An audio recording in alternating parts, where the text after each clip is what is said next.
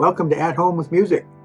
I'm actually at my sister's house in Torrance, California, and I've been out here for the past week visiting with my dad.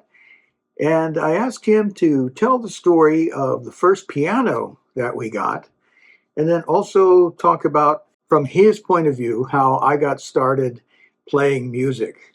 So I thought it would be interesting for you to meet my dad. He's 93 years old now. He can't really see anymore, but I am so thankful that mentally he is as sharp as ever. And so I asked him to tell a little bit about how he saw it when I was just getting started as a piano player, as a musician, when I started taking lessons. Anyway, I hope you'll find this interesting and entertaining. So I introduce to you now my dad, Albert Olguin. Also, before I forget, please like the video and subscribe to the channel if you haven't already. That helps the channel a lot. So now, on to my talk with Albert Olguin.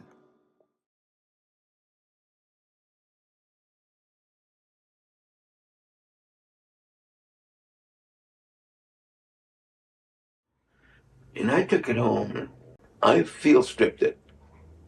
I had piano all over my garage.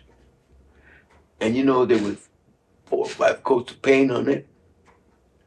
And I got paint remover and I worked on that thing, Leon, for months. And got it down to where I said, look at here. And your mom said, that's rosewood. It was beautiful. And I cleaned it all up and I varnished it and took it as a brand new piano, Leon. Now, I was just interested in the story of how that led to me taking piano lessons and the little chord organ that Grandpa gave us. That's a different story with me.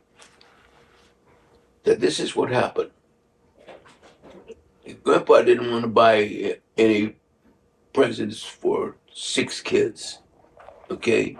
We were living on Elberon, okay? Yeah. So he went out and got an old chord organ. And this is for all of you, which is a cheap way to do it. And I said, thank you. Then we put it in your bedroom, you and Bert and Gus. And we had them long big bedrooms in that house. And it had 4 books, and we sit in there and we paid no attention to it. And your mom would be sitting, and I was sitting at the dining room table having coffee or something. Pretty soon I hear this music coming from that room. This is the way it happened. Everybody has their different versions. You're getting the straight shot here. And I said, where's that coming from? And this was only about 4 hours after we got it. I said, come from the bedroom. So we snuck down the hallway, and there you were, sitting at this thing with your little punchy left hand pushing the chords, and your right hand, punching out some kind of melody. And then we watched you pick up a book, one of the little books, open it up, and look at it. And you were like, I think 11. Yeah. And you punched the chord. How you could ever know it, I don't know. And then you start playing the melody very slowly. Well, I tell you, by the next day, you had all those books memorized. And you were playing the little accordion like you'd been playing it for 50 years. And one day you were in there playing it. Eleanor came over, and her and her mother became good friends. And they were having coffee. She said, now I got this from your mom, because I was working. What is that? Oh, that's Leon. He's playing with the little accordion. How old is he? He said 11. I think. He's getting ready to go to junior high or not. Still in grammar school. So she went and looked. Oh my, she said, why don't I give him piano lessons? That would be nice, but we can't afford that. No. I don't want to charge him. I think there's something there. She recognized it, Yeah. She was a real profound judge of talent because she had so many pupils that were no good. they couldn't do after 2 years what you were doing after 12 hours. So we said, "Sure, fine, go ahead." No, and she borrowed a piano from somebody, but I had to give it back because he wanted it, and that's when I got the paint studded piano, Yeah. and got that one fixed up for you. And she said, after you started taking lessons, he, he's eating his stuff up. I can't keep up with him. She said, I'll give him one lesson. He'll come back the next week, and I got that one and three others. You got any more? So he's eating up these books. I remember going through those books. Oh yeah.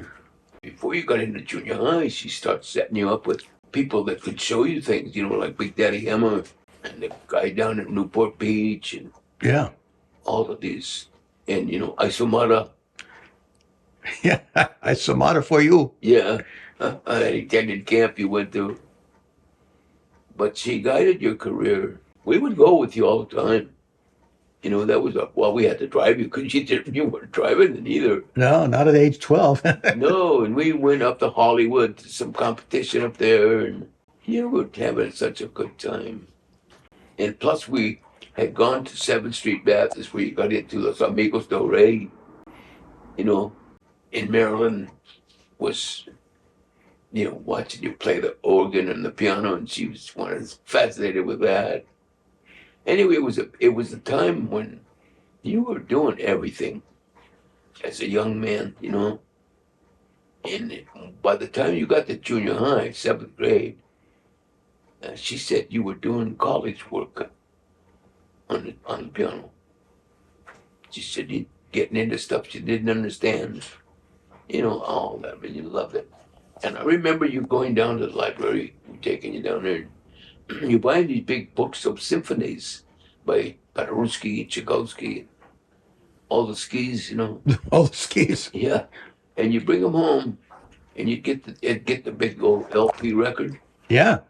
and you'd have the book, and as you listened to the record, you were following them along with the music, and I would hear you say, "Oops," and I thought, "What happened? This guy, second violinist, hit a wrong note."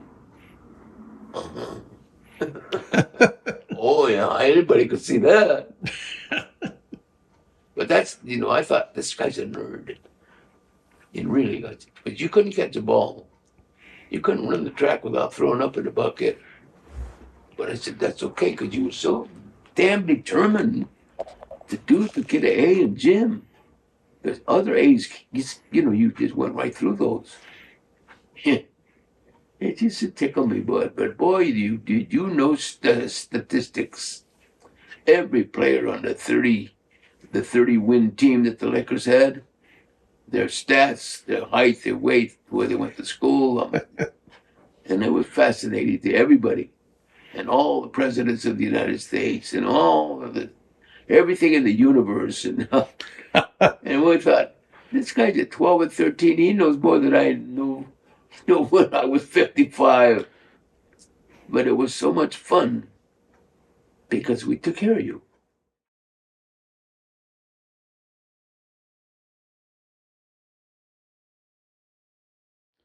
Well, I always remember Yeah. where the grand piano went in that house. Oh, isn't that great? Yeah.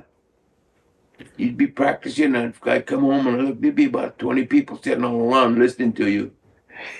Well, we were across the street from the park. Yeah, but they'd come over and sit on our lawn. Yeah.